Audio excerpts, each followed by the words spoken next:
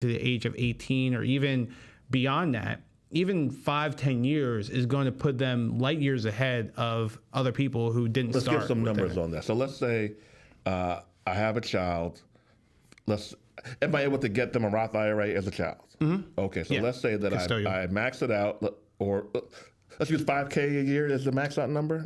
For Roth IRA? Yeah. So $7,000. Okay, so let's say I put $7,000 in from when they're 5 to 10 years old. Mm-hmm. Let's say that I just do that. I do nothing else.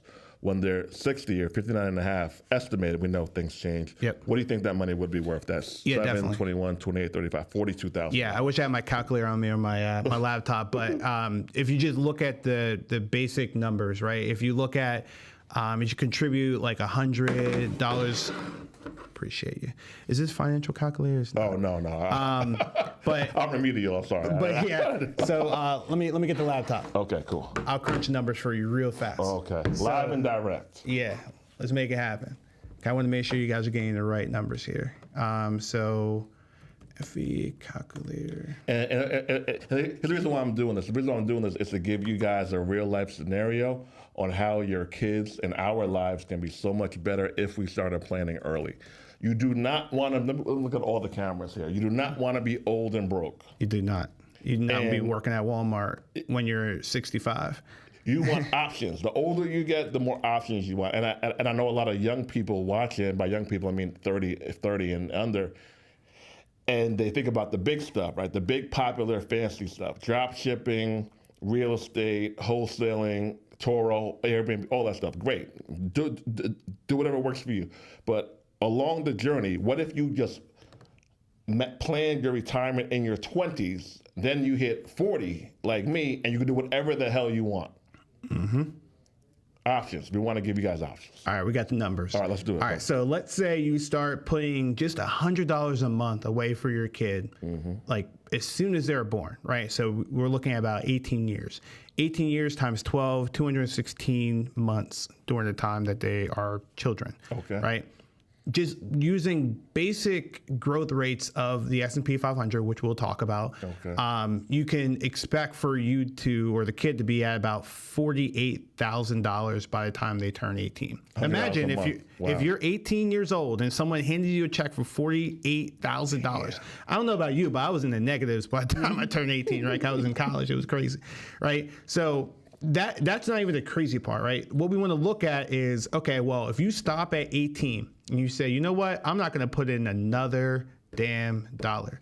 How much am I going to have, right? So from the time that you're 18 to the time that you're 60, you're going to have 504 months, right? 504 months. You plug that bad boy in, and this is just a regular, growth calculator, and you make no more contributions, right? You are going to 504, 48. Just use 48,000 as being the present value. You're going to be at $1.4 million, right? So to say that over again, from the time that the child is born to the time they turn 18, you just put $100 in, and a lot of folks $100 a month. $100 a month. Okay, so that's $1,200 a year. Right. $100 a month. And for the folks who are like, I can't afford that. Most people can. You can, right? Like most people can. Yeah. In Atlanta, people like lamb chops. Leave the lamb chops alone. Don't do the hookah, right? Or just cut back even half. Yeah. Right? You could make sure your kid is a millionaire by the time they retire. And again, that assumes that there is no contributions whatsoever from the time that they turn 18 until the time they turn 60. So I want everyone to get this, because your kid has a party coming up, your niece has a party coming up, your nephew has a party coming up, or something. Like they want something. You're going to send this video to them, and you're going to say, look, I can do this for you, or I can do this for you. Right. So $48,000, $100 a month from when they're born to when they're 18 can be worth $1 million plus when they're 60. Just that simple formula. At least. We're going minimum here. Right. And you're probably like, okay, who has done this? Like, There's been so many. Just Anthony, we're just talking about it. Like Anthony is setting up his child in the same way, right? Like she's going to easily be a millionaire by the time she turns 30 at least. So, and they're not putting a drastic amount of money in. They'll tell you. Compound interest. Compound interest over time. And if you could take advantage of the most important factor as it relates to investing, time, when they're young, then it's almost guaranteed that they're going to become multimillionaires by the time they turn 60. Hell, by the time that they turn 40, right? I'm about to turn 40 in about 6 years now. And like, I wish I just had some money that was put away ever since I was 1 year old, right? Your kid might be mad at you now for buying them the toys. Yeah. But they won't be mad at you when they're 60. And here's the thing. There's options, right? So you can either buy them the toys, and you know that the toys aren't going to be there 3 years from now, hell, a year from now. 3 months from now. The next day, they're going to forget about them, right? Or you can do both. You can invest and buy them the toys, or you can just invest, right? You have to decide what future you want for your kid. And if you want them to get out the mud like we had to, buy them the toys. It's not going to be here after, a couple of days, right?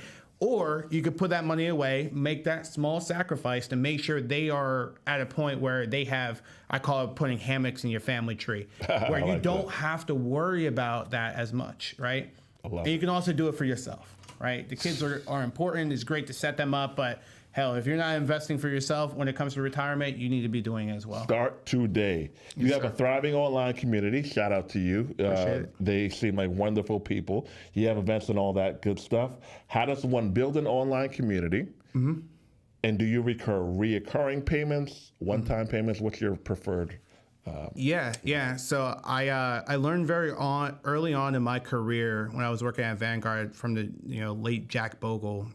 Shout out to the late Jack Bogle. He mentioned, and I should give context, Vanguard brings in millions and billions of dollars a day. Ask me how many times in my 5 years I was there that we talked about how much money was coming in. Zero, right? He would always say money is a byproduct of doing the right thing. If you're doing the right thing, you treat people well, you give people the chance at success as it relates to investing, you don't have to worry about the money coming in. It's going to happen, right? The same way if you're teaching people how to, make money online, in person, whatever it is, you don't have to worry about ever working again, like for someone else, because you're helping people make money. So people are going to pay you